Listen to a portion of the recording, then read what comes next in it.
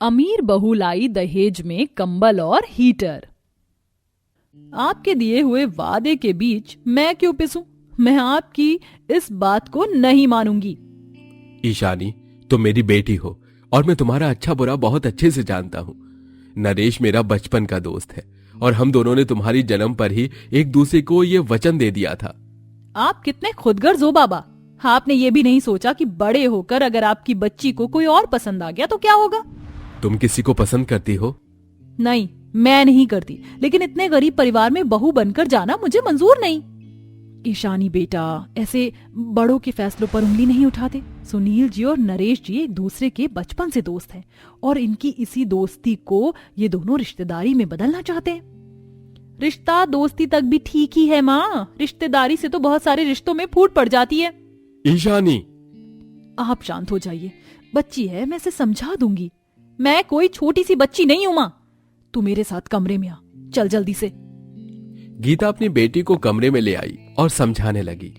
देख बेटा, माँ बाप कभी भी अपने बच्चों का बुरा नहीं सोचते। अगर हम तेरी उस घर में शादी करवाना चाहते हैं तो इसमें तेरा ही फायदा है। नरेश जी का बेटा जय बहुत ही अच्छा इंसान है, ईमानदार है, तू उसके साथ बहुत खुश रहेगी। लेकिन पैसा तो नहीं है ना उसके पास, फिर क्या मैं खाक खुश रह पाऊंगी? सब कुछ पैसे से ही नहीं होता मेरी बच्ची। अगर तुझे कोई और पसंद होता तो हम एक दफा सोच भी लेते। लेकिन बेटा, सच में तेरे लिए जय से अच्छा कोई नहीं रहेगा।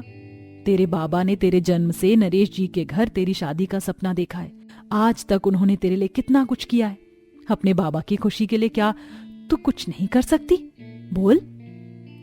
गीता बड़ी ही नरमी से ईशानी से बातें कर रही थी। अपनी माँ की बातों को सुनकर उसने ज्यादा जिद नहीं दिखाई और अपने माँ बाप की बात को मान लिया।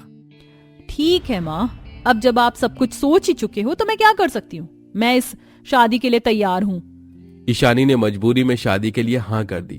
फिर क्या था, दोनों परिवारों में शादी की बात पक्की हो गई और ईशानी एक गरीब घर की बहू बनकर अपने ससुराल आ गई। शादी के लगभग एक हफ्ते बाद तक तो सब कुछ सही चलता रहा, लेकिन एक हफ्ते के बाद घर में वही पैसे की तंगी शुरू हो गई। माँ, अब तो सारी जमा पूंजी खत्म हो चुकी है। मैं आज ही काम पर चला जाता हूँ और हाँ, अब मैं कम से कम 1 महीने बाद घर लौटूंगा। ठीक है बेटा, तू काम पर चला जा। भाग्यवान, मैं भी काम पर जा रहा हूँ। मेरी रोटी मत पकाना, मैं आज वहीं से लेकर कुछ खा लूंगा। ठीक है, आप दोनों बाप बेटे अपने गरम कपड़े भी ले जाइए, सर्दी बहुत हो रही है, काम आ जाएंगे।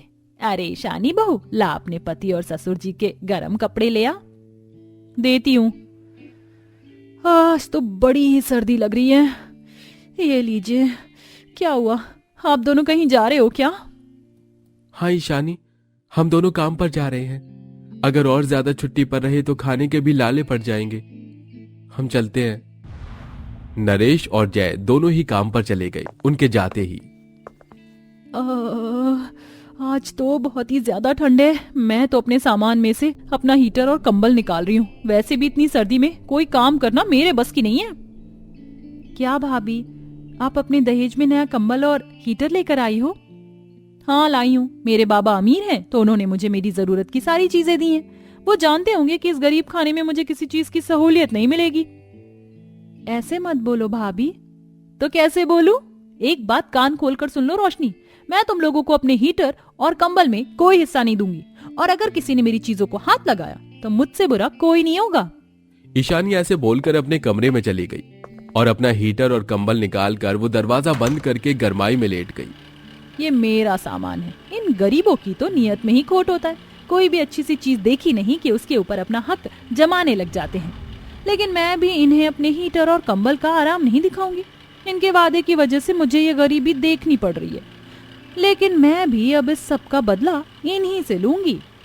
ईशानी अकेले में ही बातें बड़बड़ा रही थी तो वहीं दूसरी तरफ बाहर उसकी सास और नंद।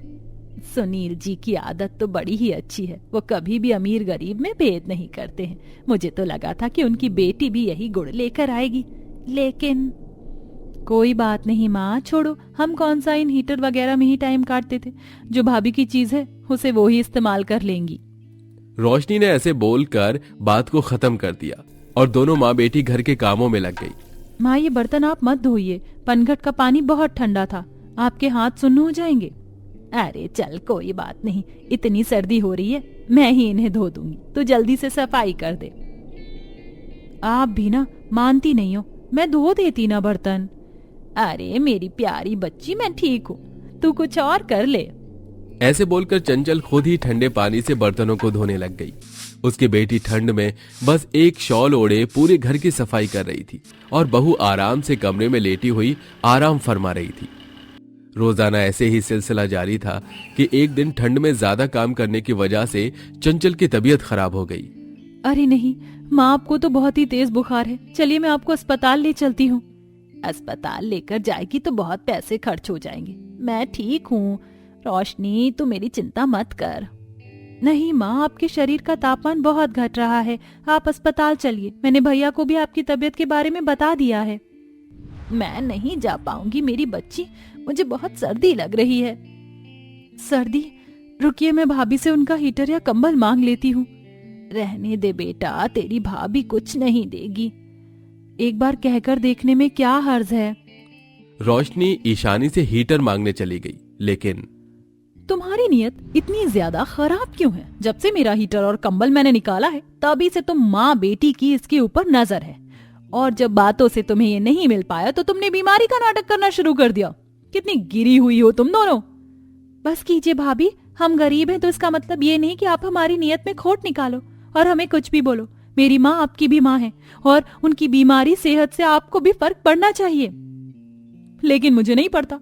और कुछ? अब जाओ यहाँ से, मैं तुम्हारी ड्रामेबाज माँ को अपना कंबल या हीटर में से कुछ नहीं दूंगी। क्यों नहीं दोगी? जय जी आप? हाँ मैं।